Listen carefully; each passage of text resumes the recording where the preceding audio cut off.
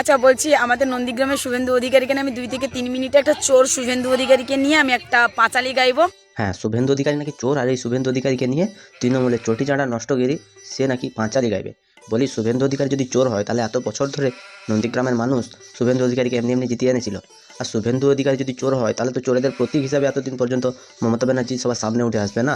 বলছি, কথাটা বলার আগে একটু ভেবে চিন্তে বললে ভালো হয়। পড়াশোনাটা আর একটু ভালো করে করলে নিজেকে একটু কম গালাগালি খেতে হয়, এটাই বলতে চাইলাম আর কি। তো আজকে একে নিয়ে একদম ধনে পাতা দিয়ে বাটা হবে। তো চলো আর বেশি নবকে ভাট, আজকের ভিডিওটা শুরু করা যাক। হে বাঙালি, হ্যালো বাঙালি, নমস্কার বাঙালি, কেমন আছো তোমরা সবাই? আশা করি অনেক অনেক ভালো আছো। আজকের একটা নতুন ভিডিওতে তোমাদের সবাইকে অনেক অনেক স্বাগত। अरे हाँ भाई हाँ। তো তোমাদেরকে এটা ভাইরাল করতে হবে। শুভেন্দু অধিকারী নিজের পেজেতে পোস্ট করে যা ভিউ আনছে, তো এটাকে কিন্তু আমার এই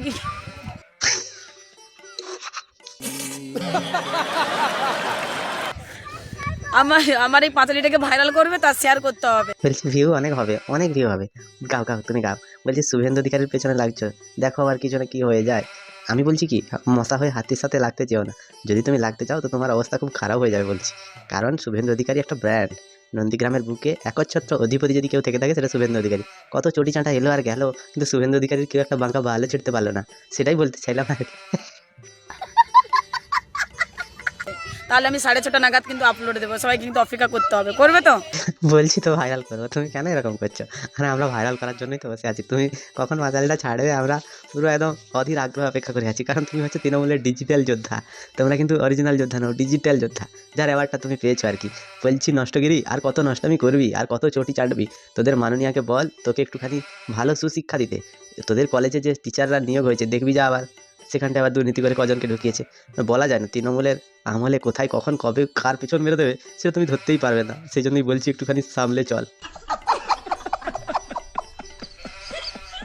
প্রথমেই বলি, আমি কিন্তু গান জানি না, তারপরেও কিন্তু আমি গাইবো। তো অনেকক্ষণ অপেক্ষা করলাম, 6:30 নাগাদ পোস্ট হওয়ার কথা ছিল। আমি একটু দেখতে চাইছিলাম যে 6:30 আমাদের নষ্ট দিদি কি ফটোটা ছাড়ে বা কি ভিডিওটা ছাড়ে। পাঁচালি একটা আলাদা লেভেলের জোশ, তৃণমূলের চোরের পাঁচালি, চুরির পাঁচালি, অনেক রকমের পাঁচালি দিয়ে তৃণমূল সরকার প্রচার করছে। চলো, 6:30 বেজে গেছে, এবার দেখবো। না, এত লোককে আমার পেছনে লাগিয়ে দিয়েছেন, তাতে হয়নি না? এত সোশ্যাল মিডিয়াতে আপনি লোক নামিয়েছেন আমার বিরুদ্ধে, যে এত নোংরা নোংরা কথা বলে, তাতে আপনার হয়নি না? শেষ পর্যন্ত এইরকম এডিট করে, এইভাবে ফটো এডিট করে ফেসবুকে ছাড়ছেন আপনি। বলছি, তোমাদের দিদি তো ক্ষমতায় বসে আছে, তোমার পিছনে লোক লাগালে সে লোকগুলোকে, দিদির তো ছোটো ছোটো পুলিশ আছে, তাদেরকে দিয়ে অ্যারেস্ট কেন করে দিচ্ছ না? দেখো, এটাই যদি তোমার পাঁচালি হয়ে থাকে, আমার কোনো সহানুভূতি নেই। তোমার প্রতি আমার এতটুকু সহানুভূতি নেই। তুমি কাঁদো, মরো, বাঁচো, যাই করো সেটা তোমার প্রবলেম। বলছি, তুমি লোককে এত আশা দিলে পাঁচালি নাকি সব শোনাবে শুভেন্দু অধিকারী চোর বলে, তাহলে এখন কাঁদছো কেন? আর যদি লোক লাগানোর কথা বলা হয়, তাহলে তোমার পেছনে লোক লাগিয়ে ফালতু সে লোকগুলোর সময় কেন নষ্ট করা হবে? অশিক্ষিত একটা মহিলা, তার পেছনে লোক লাগাইছে বিজেপি। মানে বিজেপির এত খারাপ দুর্দিন চলে এসেছে যে মশার পেছনে ঘুরছে, মশার ধূপ নিয়ে। এরকম কখনো হয়? আমি বিশ্বাস করি না, আমি বিশ্বাস করি না। তাই তো আপনার বাঁদর বাচ্চারা এগুলো করছেন। তাহলে শুভেন্দু অধিকারীর বাঁদর বাচ্চা ফেসবুক চালায়, আর মমতা ব্যানার্জির বাঁদরি মেয়ে নষ্টামিগিরি, সে তাহলে কি চালায়? মেশিন চালায়, খেচার খেচার খেচার খেচার খেচার খেচার।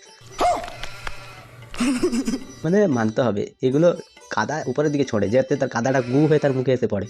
এগুলো একটা হারামি। কারণ এদেরকে এমনভাবে ব্রেন ওয়াশ করা হয়েছে, তৃণমূলে 6,000 টাকার জন্য এরা পুরো জীবন বিলিয়ে দেবে। এদেরকে ওইভাবেই তৈরি করা হয়েছে, পুরো প্রপার ট্রেনিং দিয়ে।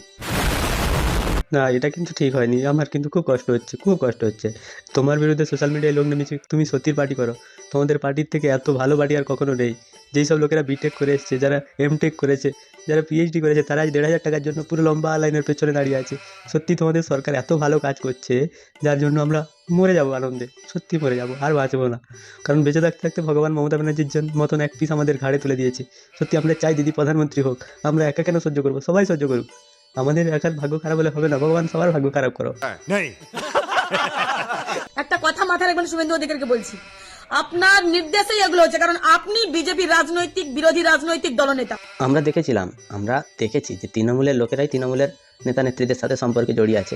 বলি, ওই যে মনোজিৎ যে মেয়েটাকে কী করেছিল, সে তো তার সাথেই পড়তো। সেও নাকি তৃণমূলের পদ পাওয়ার জন্য গেছিলো, তার সাথে এরকম ক্যাচাল হয়ে গেল। ছি ছি ছি, ছ্যা ছ্যা ছ্যা ছ্যা। এটা একটা পুরো খারাপ জিনিস।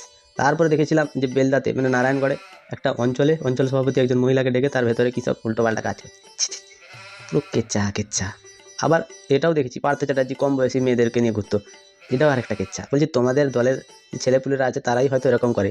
তোমার একটা কথা মনে আছে, হাড় হাড় মমতা ঘাড় ঘাড় মমতা, মেয়েটার কথা মনে আছে?